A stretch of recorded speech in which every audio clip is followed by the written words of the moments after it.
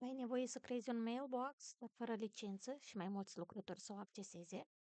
Atunci Shared Mailbox este soluția.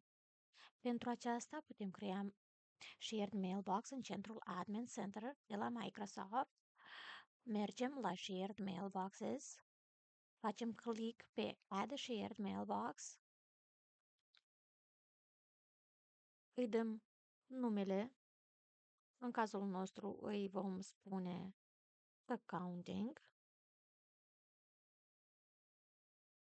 și salvăm.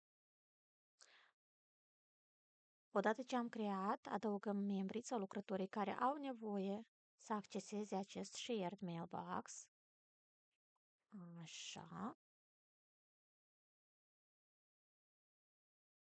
Și facem acest pas prin accesarea accounting, members, add members și alegem persoanele care au nevoie să acceseze mailbox-ul.